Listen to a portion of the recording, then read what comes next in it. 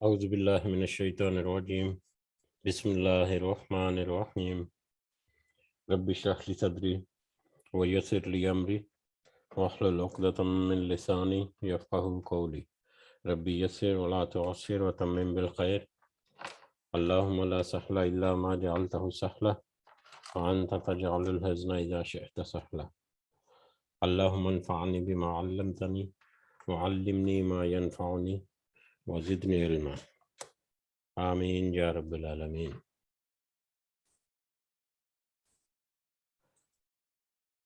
آج ہم انشاءاللہ اللہ کے خاص فضل و کرم سے حدیث کا سبق دیکھیں گے۔ ریاض الصالحین جلد اول اور اس کا چیپٹر نمبر 11 جو ہے 11 نمبر چیپٹر جو ہے وہ آج ہم شروع کریں گے انشاءاللہ۔ اس چیپٹر کا عنوان ہے مجاہدہ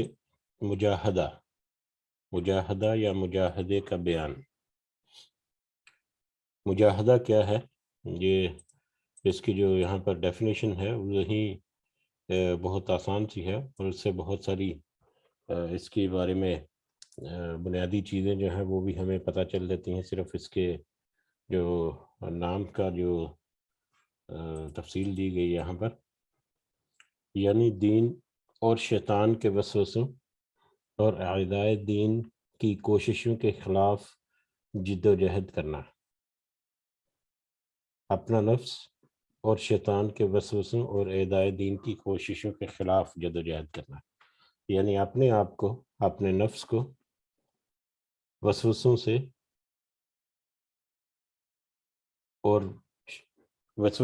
اور دوسرے جو حملے ہوتے ہیں کسی بھی انسان کے ایمان پر، عقیدے پر،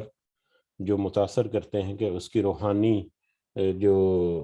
الفت ہے یا روحانی اس کی جو روحانی تعلق ہے اللہ کے ساتھ اور نبی کریم صلی اللہ علیہ وسلم کے ساتھ، یا اس کو وہ روکتا ہے دین کے جو فرائض اور فرائض کے علاوہ باقی جو مطلب جتنے بھی احکامات دیے گئے، جتنے بھی احسن اقدام ہے، ان سب کو ادا کرنے سے، پریکٹیکلی ادا کرنے سے روکتا ہے کوئی بھی ایسی چیز، تو اس کے خلاف جد و جہد کرنا، اس کے خلاف کوشش کرنا۔ اس سے پہلے ہم نے ایک چیپٹر پڑھا تھا صبر کا بیان، یا صبر کا چیپٹر تھا۔ وہ صبر ہم نے کافی تفصیل سے اس میں دیکھا تھا کہ صبر کیا ہے۔ بہت ساری ڈیفینیشنز اور بہت ساری مختلف طرح کی اس کی تشریحات جو ہیں صرف صبر کے حوالے سے کہ صبر ہے کیا وہ ملتی ہیں، لیکن ہم نے جو 3 کیٹیگریز یا 3 پارٹس میں یا 3 سٹیجز میں اس کو ڈیوائیڈ کیا تھا صبر کو، کہ سب سے پہلے اطاعت میں صبر، پھر اطاعت میں صبر، پھر ایک منٹ معذرت، یہ ادھر ایک منٹ جی معذرت، میرا ایک دوسرا بیچ میں آیا تھا جی۔ تو بات ہو رہی تھی صبر کے بارے میں، ہم نے تفصیل سے پڑھا تھا۔ تو صبر کی 3 کیٹیگریز یا 3 اس کی سٹیجز جو ہیں وہ ہم نے دیکھی تھی۔ سب سے پہلے تھا اطاعت میں صبر، اس کے بعد تھا گناہوں سے صبر، گناہوں سے صبر اور آزمائش میں صبر، گناہوں، آزمائش اور اللہ کی اطاعت، ان معاملوں میں صبر کرنا، یہ ہم نے 3 کیٹیگری یا 3 سٹیجز کر کے ہم نے اس کو پڑھا تھا۔ اور ہم نے دیکھا تھا کہ وہ صبر جو ہے در حقیقت کوشش کا ہی نام ہے، جس میں انسان اللہ کی اطاعت اور اس کے راستے میں آنے والے جتنے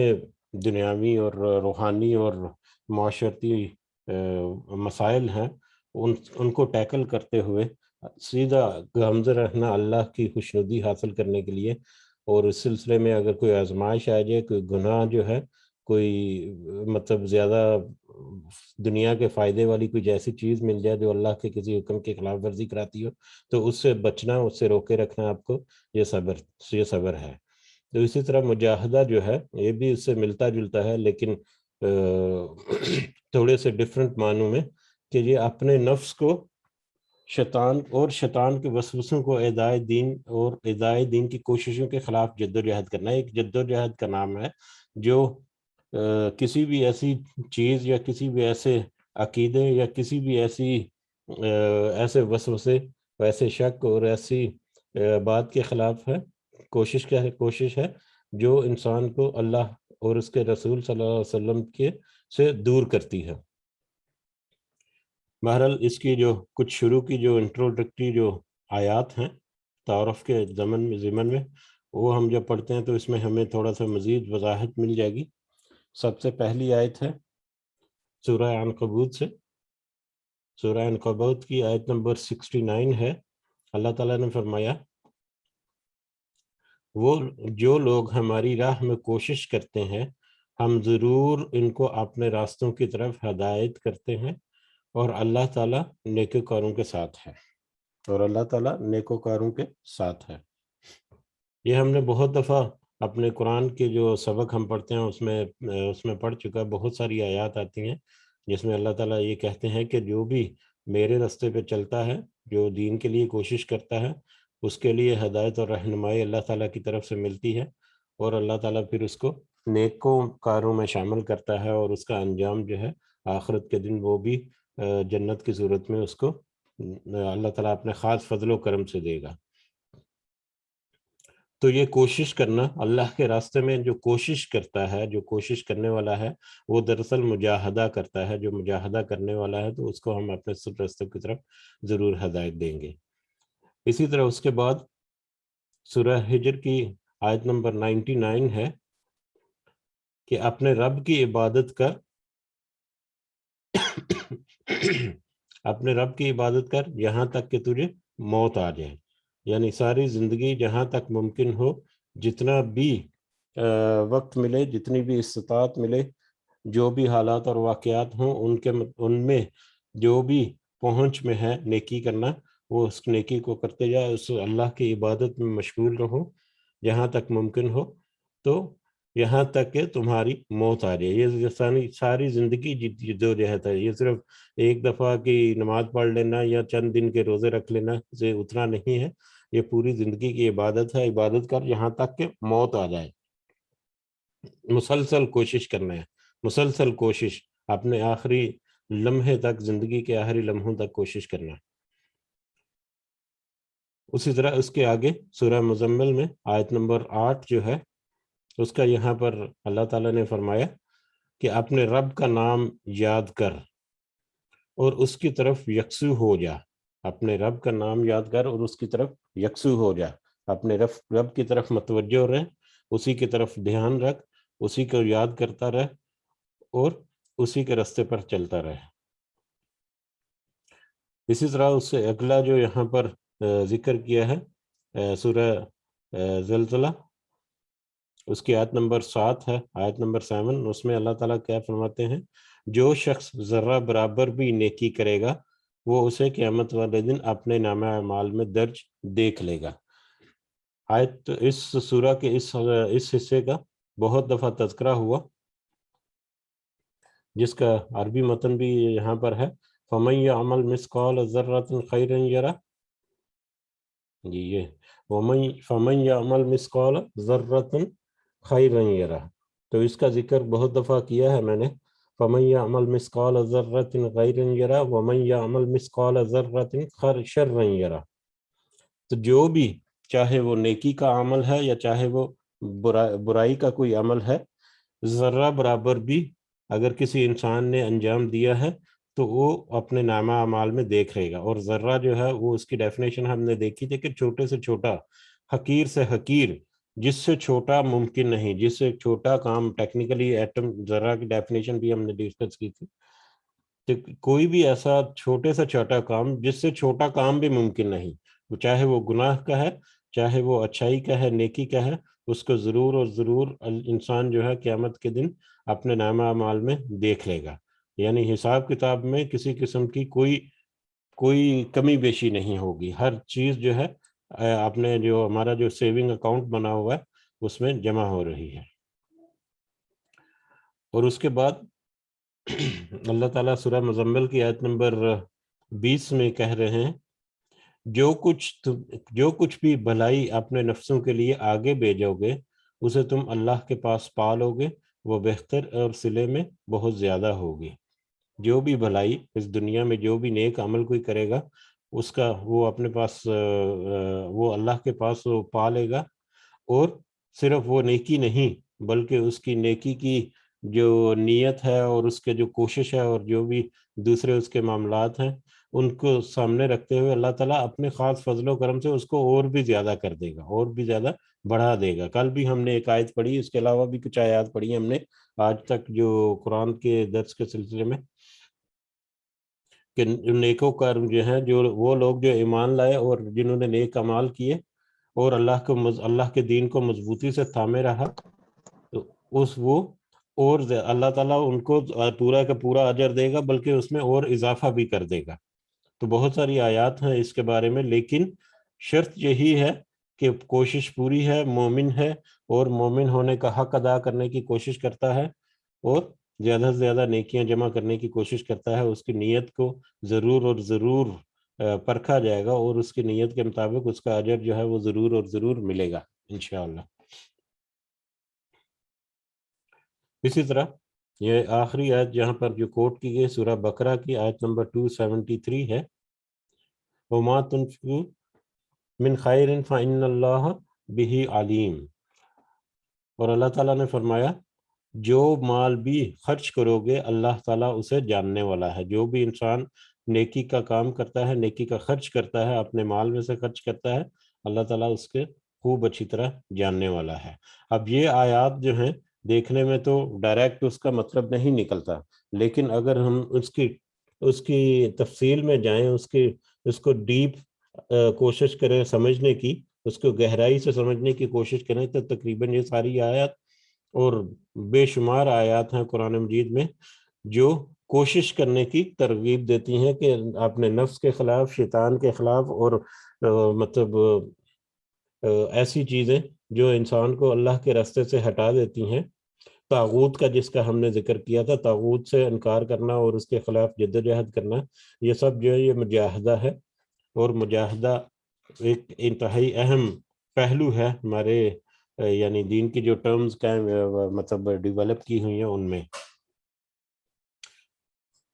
اس کی احادیث کی طرف چلتے ہیں، تو سب سے پہلے جو حدیث ہے یہاں پر سیریل نمبر کے حساب سے حدیث نمبر 95 بنتی ہے، حدیث نمبر 95۔ یہ ایک اہم حدیث بھی ہے اور بہت سینسیٹیو بھی ہے۔ بہرحال پڑھتے ہیں۔ حضرت ابو ہریرہ رضی اللہ تعالیٰ عنہ سے روایت ہے، رسول اللہ صلی اللہ علیہ وسلم نے فرمایا،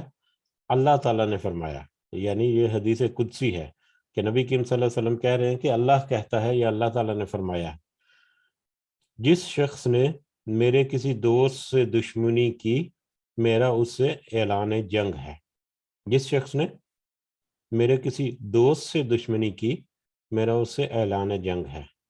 میں نے بندے پر جو چیزیں فرض کی ہیں، اب جو دوست ہے اللہ کا، اس کی کیا ڈیفینیشن ہے یا اس کی کیا حیثیت ہے یا وہ کیا چیز ہے، اس کے بارے میں ہے کہ میں نے بندے پر جو چیزیں فرض کی ہیں ان سے زیادہ مجھے کوئی چیز محبوب نہیں، یعنی جو فرائض میں جو چیزیں شامل ہیں، اگر وہ بندہ اس فرائض کو پورا کرتا جا رہا ہے تو فرائض سے زیادہ کوئی چیز محبوب نہیں اللہ کو، ٹھیک ہے۔ ان سے زیادہ مجھے کوئی چیز محبوب نہیں جس سے وہ میرا قرب حاصل کرے، یعنی فرائض کے ذریعے سے میرا قرب حاصل کرنا مجھے سب سے زیادہ محبوب ہے۔ فرائض ادا کر کے اللہ تعالیٰ کے قریب ہونا، اللہ تعالیٰ کی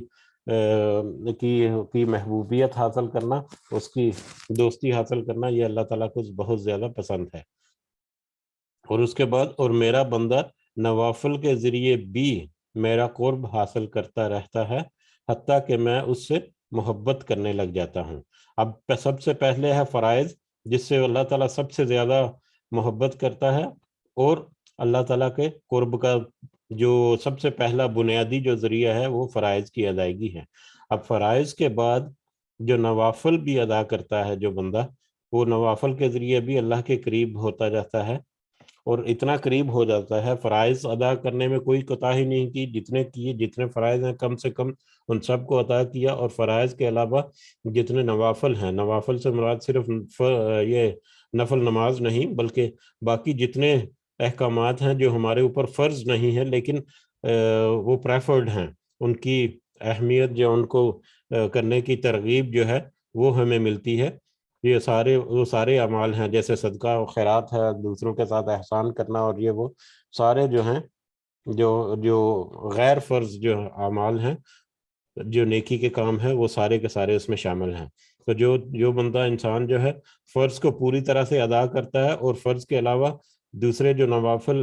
ہیں وہ بھی ادا کر کے اللہ سے قرب حاصل کرتا ہے، تو پھر کیا ہوتا ہے کہ اللہ تعالیٰ حتیٰ کہ میں اس سے محبت کرنے لگ جاتا ہوں، کہ اللہ تعالیٰ بھی اس سے محبت کرنے لگ جاتا ہے۔ اور جب میں اس کے ذوق عبادت، فرائض کی ادائیگی اور نوافل کے اہتمام کی وجہ سے محبت کرتا ہوں، جب اللہ تعالیٰ کہہ رہے ہیں کہ جب میں محبت کرتا ہوں تو اس کا نتیجہ یہ ہوتا ہے کہ میں اس کے وہ کان بن جاتا ہوں جس سے وہ سنتا ہے، میں اس کے وہ کان بن جاتا ہوں جس سے وہ سنتا ہے، اس کی وہ آنکھ بن جاتا ہوں جس سے وہ دیکھتا ہے، اس کا وہ ہاتھ بن جاتا ہوں جس سے وہ پکڑتا ہے، اور اس کا وہ پیر بن جاتا ہوں جس سے وہ چلتا ہے۔ اور اگر وہ مجھ سے کسی چیز کا سوال کرے تو میں اسے ضرور عطا کرتا ہوں، اور اگر کسی چیز سے پناہ طلب کرے تو میں اسے ضرور اس سے پناہ دے دیتا ہوں۔ یہ حدیث، اس کا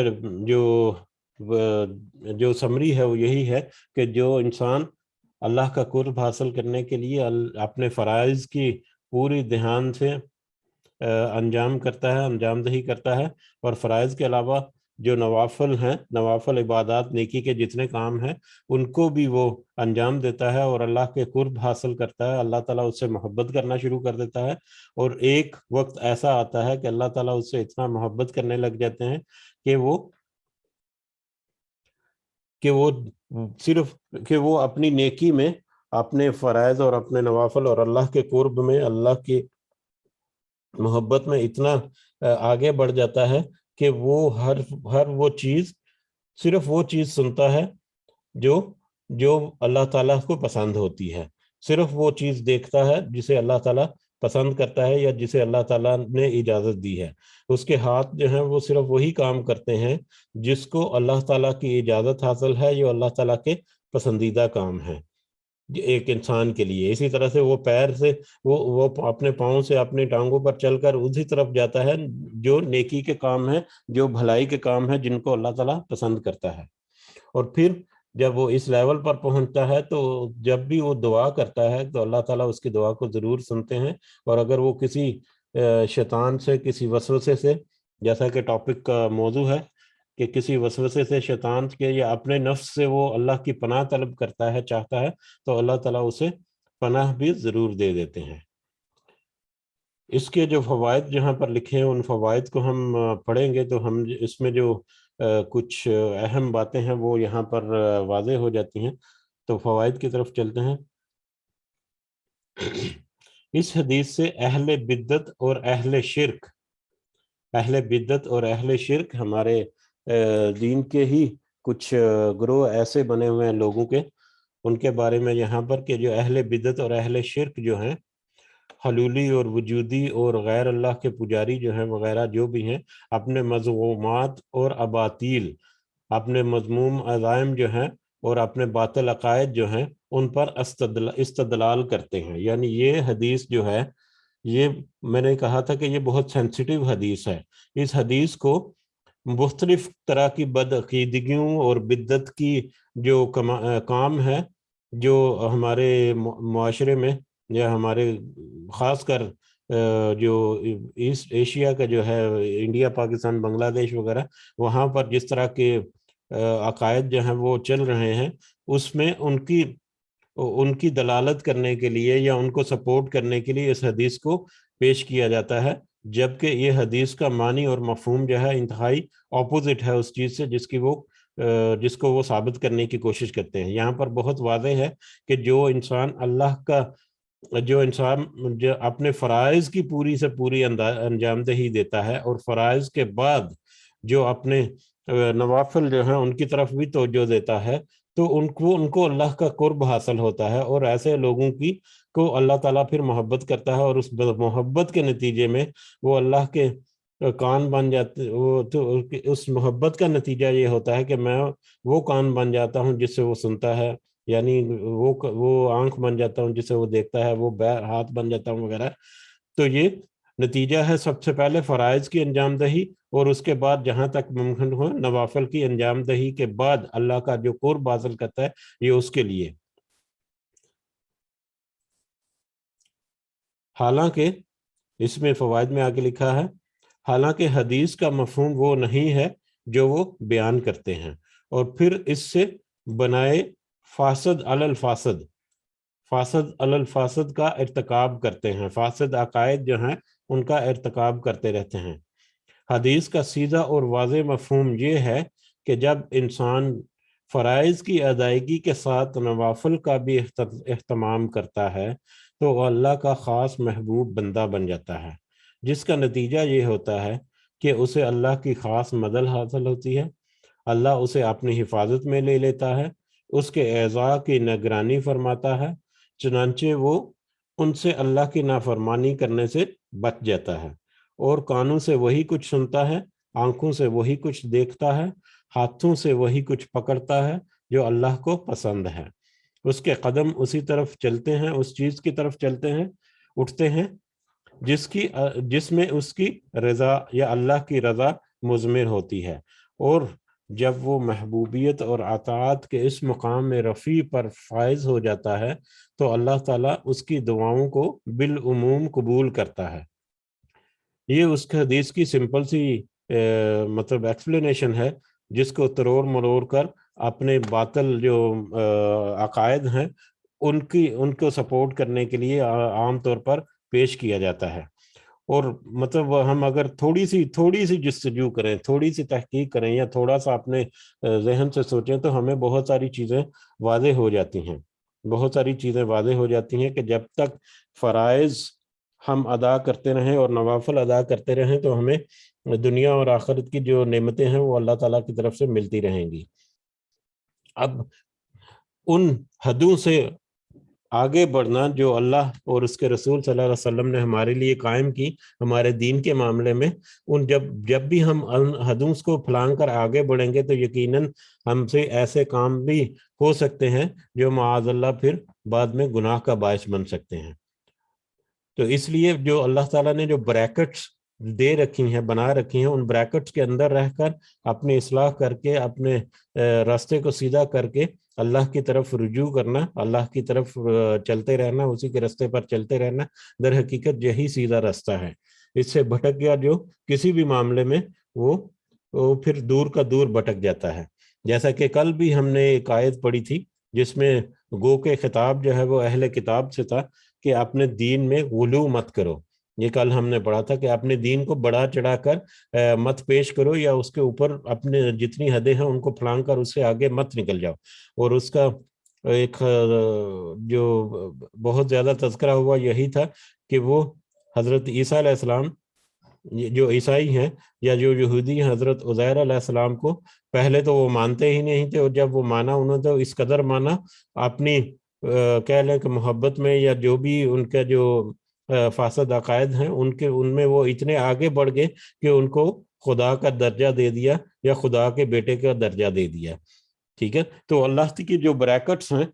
بے شک وہ اللہ کی محبت میں، ظاہری طور پر وہ اللہ کی محبت میں ایسا کرتے ہیں، لیکن در حقیقت وہ اللہ کے عذاب کی طرف بڑھتے جاتے ہیں۔ اللہ کی محبت تو یہ ہے کہ جو اللہ نے حکم دیا اس کی پاسداری کرے اور اسی کے مطابق اپنی زندگی جو ہے وہ اس میں رہنمائی حاصل کرے۔ اس سے آگے بڑھنا جو ہے وہ گمراہی کی طرف بڑھنا ہے، یا گمراہی کو انوائٹ کرنا ہے۔ اس کا دوسرا پہلو جو ہے اسی فوائد کے اگلا جو پوائنٹ یہاں پر پوائنٹ نمبر 2 ہے اس میں لکھا ہوا ہے کہ ولی جسے آج کے دور میں عام فہم ولی، یہ وہ ولی نہیں ہے جو اللہ تعالیٰ نے قرآن مجید میں کہا۔ ولی کسی محسوس وضع و حیت کے حامل کو، ولی کسی محسوس وضع و حیت کے حامل کو، یا کسی گدی نشین کو، یا مجذوب جو جذبات میں آ جاتا ہے جذباتی ہو کر، یا نیم پاگل کو، یا ذکر و عبادت کے مخصوص خود ساختہ اطوار اختیار کرنے والے کو نہیں کہا جاتا۔ ولی جو ہے وہ یہ جو لوگ جو آج کل عام طور پر ان کو سمجھ لیا جاتا ہے کہ جو ملنگ ہیں یا پیر فقیر ہیں یا گدی نشین ہیں یا جو اس طرح کے حرکات کرتے رہتے ہیں یا اس طرح کے جو معاملات جو ہیں انجام دیتے ہیں، وہ آج کل ایک عام فہم ڈیفینیشن میں وہ ولی ان کو کہہ دیا جاتا ہے۔ حقیقت میں وہ ولی نہیں ہے، بلکہ اللہ کا ولی تو وہ ہے جو فرائض اسلام کا پابند، نوافل کا شوقین اور زندگی کے ہر شعبے میں اطاعت الہی کا خوگر ہے۔ اللہ کا ولی وہ ہے جو اللہ کے فرائض جو ہیں ان کو جو اسلام کے ہیں ان کے اوپر پابند ہے اور نوافل کا شوق رکھتا ہے اللہ تعالیٰ کے لیے۔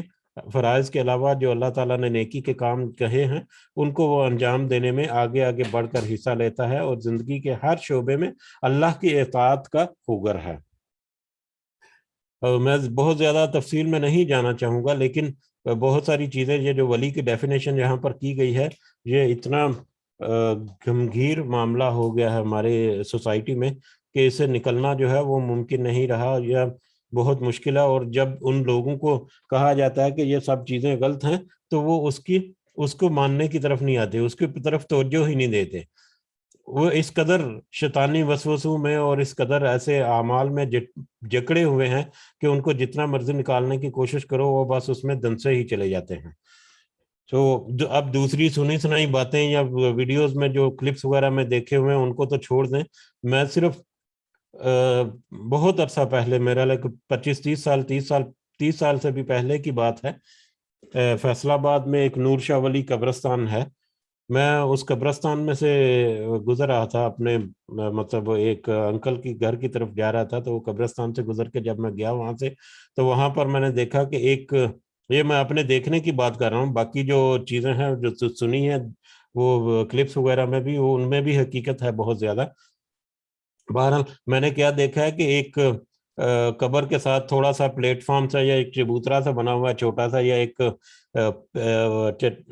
سیدھی جگہ سی ہے، وہاں پر ایک آدمی جو ہے وہ بیٹھا ہوا ہے، گندے اس کے بال ہیں، مٹی سے اٹکے ہوئے ہیں، اور اس نے جسم کے اوپر کوئی کپڑا نہیں پہنا ہوا، صرف چھوٹی سی ایک انڈر ویئر چاہے یا چھوٹا سا اس نے اپنے شرمگاہ کو ڈھانکنے کے لیے چھوٹے سے کپڑے سے ڈھانکا ہوا ہے۔ وہ کوئی انڈر ویئر چیز ٹائپ بھی نہیں ہے، وہ تو اوپن ہی کو کپڑا لگ رہا تھا، جو مجھے یاد ہے اب تک، جو میری آنکھوں کے سامنے بھی کبھی آتا ہے۔ ٹھیک ہے، اس طرح کی حالت میں وہ لیٹا ہوا تھا، اور اس کے پاس جو ہے نا چند میرا 4 یا 5 یا 6 عورتیں جو ہیں وہ بیٹھی ہوئی تھیں اپنی گھٹنوں کے بل جیسے نماز میں بیٹھتے ہیں، اور اس طرح سے میں تو بس گزرتے ہوئے بس یہ منظر اس طرح سے میں نے صرف اتنا سا دیکھا ہے، اور وہی میرا منظر جو ہے وہی میرے سے باہر نہیں جاتا کہ کیسے وہ کلیم کر سکتا ہے کہ جو صفائی جو نصف ایمان ہے اس کو چھوڑ کر اتنی گندی حالت میں وہ رہ کر اگر وہ اپنی جذباتی یا نیم پاگل یا اپنے آپ کو مطلب کوئی ملنگ شلنگ مطلب ثابت کر کے اللہ کا ولی بننے کی کوشش کر رہا ہے، تو کیسے ممکن ہے کہ اللہ تعالیٰ اس کی ایسی حالت کو اپنے ولی کے طور پر قبول کرے گا؟ وہ ممکن ہی نہیں لگتا۔ جبکہ ہمیں وہ حدیث بھی ذہن میں رکھنی چاہیے جس میں 3 صحابہ جو ہیں وہ آئے نبی کریم صلی اللہ علیہ وسلم کے گھر میں، تو وہ وہاں پر موجود نہیں تھے، بہت دفعہ میں نے کوٹ کیا ہے۔ تو جب حضرت عائشہ علیہ السلام سے رضی اللہ تعالیٰ عنہ سے انہوں نے پوچھا نبی کریم صلی اللہ علیہ وسلم کے جو معمولات ہیں، تو انہوں نے جو انفارمیشن دی،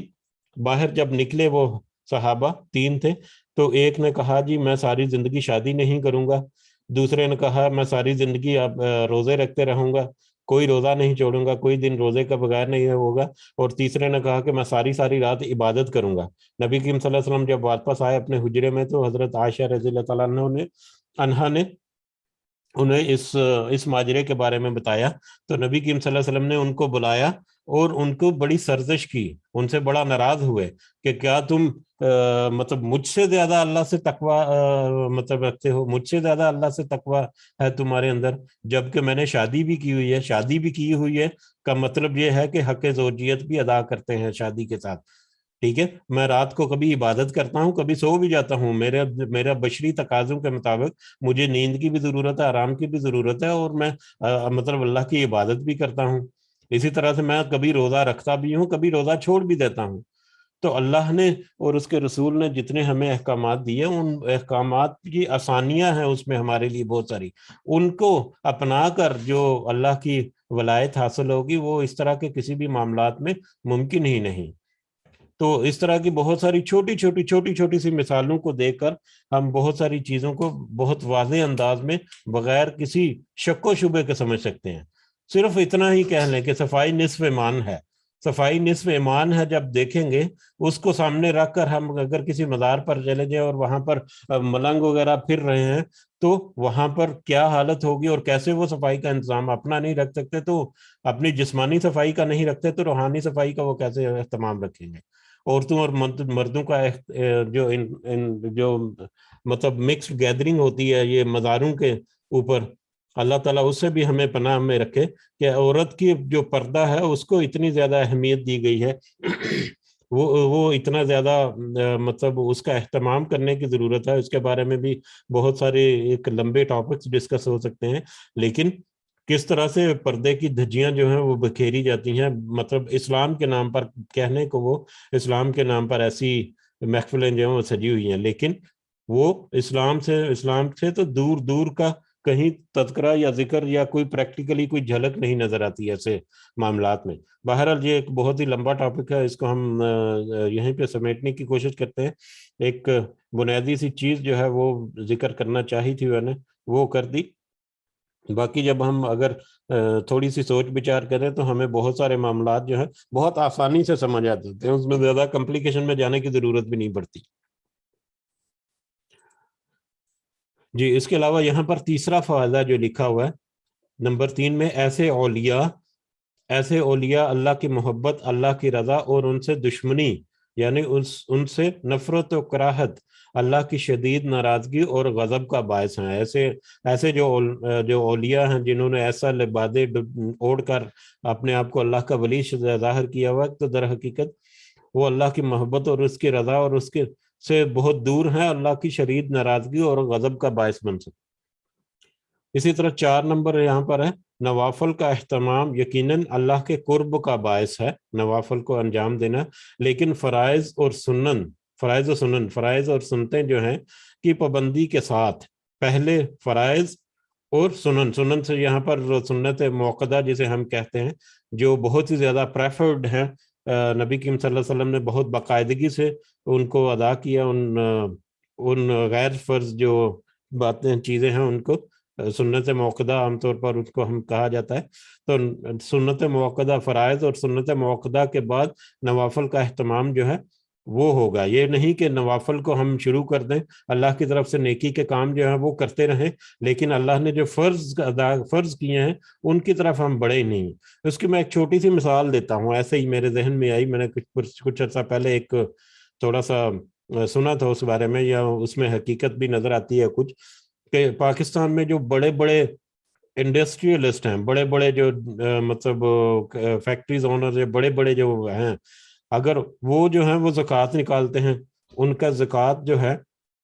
وہ لاکھوں میں کئی لاکھ بن جاتی ہوگی زکوٰۃ، تو وہ اکثر وہ کہتے ہیں زکوٰۃ کا حساب کتاب نہیں رکھتے، بس وہ کھلا رکھا ہوا ہے، اللہ کے راستے میں خرچ کرنا ہے، حساب کتاب کیا رکھنا ہے، بس کھلا خرچ کرتے جائیں، ٹھیک ہے، جب دل کر دیا، جب جہاں پر دیا، ٹھیک ہے، وہ کھلے طور پر اس زکوٰۃ کو ادا کرتے ہیں، لیکن اس زکوٰۃ کو حساب کتاب کے بغیر ادا کرنا، یہ بات جو ہے یہ مناسب نہیں۔ آپ اس کو پتہ ہی نہیں، اس کی ایک وجہ جو ہے وہ یہ بھی سامنے آتی ہے کہ اگر وہ حساب کتاب لگا کر زکوٰۃ ادا کریں گے تو ان کی زکوٰۃ جتنی وہ پریکٹیکل ادا کرتے ہیں اس سے تو کہیں زیادہ بن سکتی ہیں۔ جس طرح سے وہ ٹیکس میں چوری کرتے ہیں اسی طرح سے زکوٰۃ سے بھی چوری ہوتی ہے پھر ان کی، تو وہ ظاہری طور پر تو وہ نیکی کا کام کر رہے ہیں، لیکن در حقیقت اللہ کی ایک گائیڈ لائن جو ہے اس کو وہ چھوڑ رہے ہیں۔ اب اگر وہ مطلب ٹھیک ہے، اگر وہ زیادہ بھی دیتے ہیں، اگر وہ حساب کتاب لگا کر اپنے آپ کی تسلی کر لیں کہ ہاں میری زکوٰۃ اتنی بنتی ہے، کم از کم تو اتنی تو مجھے نکالنی ہے، اس سے نکالوں گا، زیادہ نکالوں گا تو اللہ تعالیٰ اس کا میرا پھر ملٹی پلائی ٹائم اجر جو ہے وہ مجھے دے گا. لیکن وہ اس طرف نہیں آتے. بہت دفعہ ایسے ہوا ہے. ٹھیک ہے، تو اسی طرح سے ہے کہ فرائض کی ادائیگی پوری جب تک نہیں ہے تو باقی اگر آپ نیکی کے کام کر رہے ہیں تو ان کا وزن جو ہے اللہ کی نظر میں وہ بھی کم ہو جائے گا. وہ ہو سکتا ہے وہ بے وقتی ہو جائے، نماز پڑھا نہیں اور دوسرے جو ہے کام ہے وہ کرتے جا رہے ہیں. جو سب سے پہلا سوال ہوگا قیامت کے دن اس کے بارے میں کوئی فکر نہیں. بہرحال فرائض کی ادائیگی جو ہے وہ سب سے پہلے، اور اس کے بعد پھر نوافل کا اہتمام. اگر پہلے فرائض اور سنن کی پابندی نہیں تو اس کے بغیر نوافل کی کوئی حیثیت نہیں. فرائض اور سنن کی ادائیگی کے بغیر اللہ تعالیٰ کے قرب کی خواہش ایک خام خیالی اور باطل محض ہے. صرف ایک خواہش ہی ہو سکتی ہے، اس کو پریکٹیکلی اچیو کرنا جو ہے وہ ممکن نہیں رہتا. تو یہ حدیث نمبر 95 تھی، کافی اہم تھی اور کافی سینسیٹیو حدیث ہے یہ، اور اس میں کچھ پہلو ایسے ہیں جو یقیناً ہمیں دھیان میں رکھنے چاہیے. اور مجھے امید ہے کہ ہم اس پلیٹ فارم پہ جو بھی ہیں وہ سب کے سب الحمدللہ ان چیزوں سے دور ہی ہوں گے یا کوشش کرتے ہوں گے. لیکن ہم جب اپنے احباب میں ہمیں بہت سارے ساتھی ایسے مل جاتے ہیں جو اس طرح کے عقیدے رکھتے ہیں یا اس طرح کے معاملات میں الجھے ہوئے ہیں، تو ہمیں کوشش کرنی چاہیے کہ ڈھکے چھپے الفاظ میں جہاں تک ہماری مطلب کوشش کر سکے یا ممکن ہو تو تھوڑا بہت ان کو گائیڈ لائن کرتے رہیں. سادی سی چیزوں میں کچھ سمجھنے والے لوگ جو ہیں جو سمجھنا چاہتے ہیں، جو واقعی حق کو قبول کرنا چاہتے ہیں، ان کو تو تھوڑا سا اشارہ کر دیں اور تھوڑی سی نشانی مل جائے تو وہی کافی ہوتی ہے. کیونکہ اکثر ایسا ہوتا ہے کہ وہ ہمارا یہ ایک ٹرینڈ بھی بن چکا ہے کہ ہم جس عقیدے سے یا جس مسلک سے تعلق رکھتے ہیں، ہمارا عام طور پر اس مسلک، اس دائرے کے باہر ہی نہیں نکلتے. وہ جن کی کتابیں پڑھتے ہیں، جن علماء کی یا جن آتھرز کی، وہ اسی میں رکھتے ہیں اپنی. جو ہمارے انہی علماء نے جو تفسیریں یا ترجمے لکھے ہوئے ہیں، صرف انہی کو پکڑے ہوئے ہیں، صرف انہی احادیث کو دیکھتے ہیں جو ہماری اپنی کتابوں میں ہمیں ملتی ہیں. تو عام طور پر یہ دیکھا گیا کہ اس دائرے سے باہر ہی نہیں نکلتے مسلک کو چھوڑ کر. تو یہ بھی ہو سکتا ہے اور بہت دفعہ ہو جاتا ہے کہ کوئی چھوٹی سی چیز کسی کے ذہن میں کلک کر گئی اور اس نے تھوڑی سی جستجو کی تو وہ حقیقت تک پہنچ سکتا ہے. تو اللہ تعالی ہمیں ہدایت اور رہنمائی دے کہ ہم ایسے معاملات میں اپنی سب سے پہلے اور اپنے احباب کی اصلاح جو ہے اس کا بھی باعث بن سکے. یہ حدیث نمبر 96 جو ہے وہ بھی پڑھ لیتے ہیں آگے. یہ حدیث ہم نے ایکچولی پڑھی ہوئی ہے پہلے، تو اس لیے اس کو بڑی آسانی سے ہم کور کر لیں گے 5-7 منٹ میں انشاءاللہ. حدیث نمبر 96 ہے. حضرت انس رضی اللہ تعالیٰ عنہ سے روایت ہے کہ نبی کریم صلی اللہ علیہ وسلم اپنے رب سے روایت فرماتے ہیں. اپنے رب سے روایت فرماتے ہیں کہ مطلب یہ بھی حدیث قدسی ہے کہ اللہ تعالیٰ نے فرمایا، جب بندہ میری طرف ایک بالشت قریب ہوتا ہے، ایک بالشت کہتے ہیں کہ ایک ہاتھ کے قریب، یا ایک ہاتھ کا جو پنجابی میں اسے چپا کہتے ہیں، جو مطلب 4 انگلیوں کا جب فاصلہ ہوتا ہے، 4 انگلیاں جب رکھتے ہیں ملا کر، تو میرا خیال ہے یہ ایک بالشت ہے. تو ایک بالشت، جب بندہ ایک بالشت میری طرف بڑھتا ہے تو میں اس کی طرف ایک ذراع، ایک ہاتھ یا ایک بازو، عربی میں جو ہاتھ ہے وہ مطلب انگلیوں سے لے کے مطلب کوہنیوں تک ہے. ٹھیک ہے، تو عربی میں اور اردو میں جو ہاتھ کی ڈیفینیشن ہے اس میں بھی فرق ہے. تو میں اس کی طرف ایک ذراع، ایک بازو یا ایک ہاتھ کے قریب ہو جاتا ہوں. جب وہ میری طرف ایک ہاتھ قریب ہوتا ہے تو میں اس کی طرف 2 ہاتھ قریب ہو جاتا ہوں، اور جب وہ میری طرف چلتا ہوا آتا ہے تو میں اس کی طرف دوڑتا ہوا آتا ہوں. یہ ایک بہت ہی مشہور حدیث ہے، اور اس کے ملتی جلتی حدیث ہم نے پہلے بھی پڑھی ہے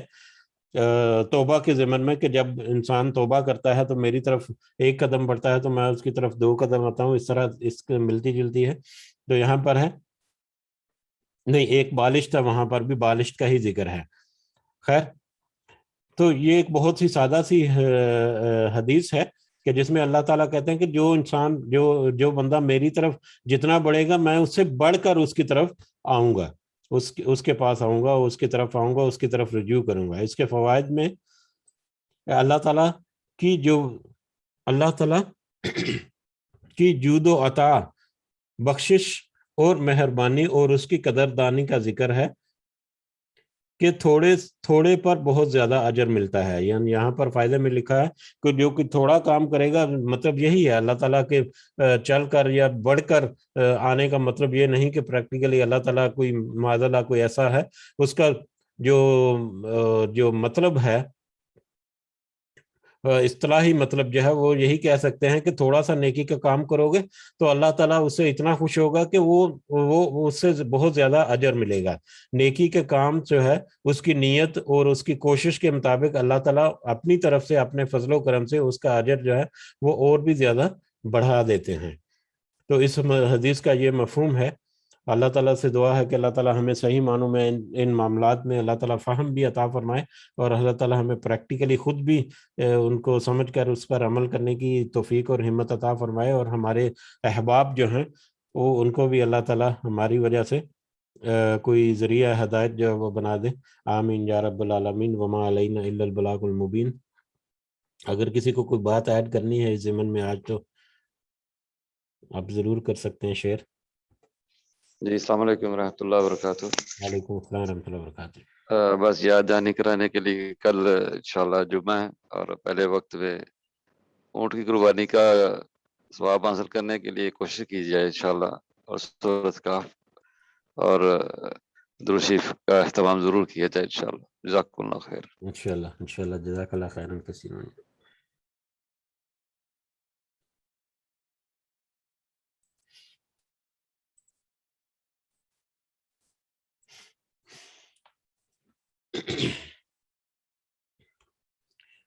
جی اگر کوئی اور پوائنٹ نہیں ہے تو بڑھتے ہیں آج مجلس کے اختتام کی طرف۔ اللہ تعالیٰ سے دعا ہے کہ اللہ تعالیٰ ہمارے تمام مسائل جو ہیں، ہماری پریشانیاں، ان کو اللہ تعالیٰ دور کرے، اور اللہ تعالیٰ ہمارے والدین کے اوپر اور ہماری آل اولاد کے اوپر ہمارے اوپر اپنی خاص رحمت بھی عطا فرمائے، اس دنیا میں بھی جتنے معاملات ہیں اور آخرت میں بھی جتنی آسائشیں، اللہ تعالیٰ ہم سب کو نصیب فرمائے۔ ربنا تقبل منا انک انت السمیع العلیم وتب علینا انک انت التواب الرحیم۔ سبحان ربک رب العزۃ عما یصفون وسلام علی المرسلین والحمد للہ رب العالمین۔ سبحانک اللہم وبحمدک اشہد ان لا الہ الا انت استغفرک واتوب الیک۔ جزاکم اللہ خیرا۔ السلام علیکم ورحمۃ اللہ وبرکاتہ۔ وعلیکم السلام ورحمۃ اللہ وبرکاتہ۔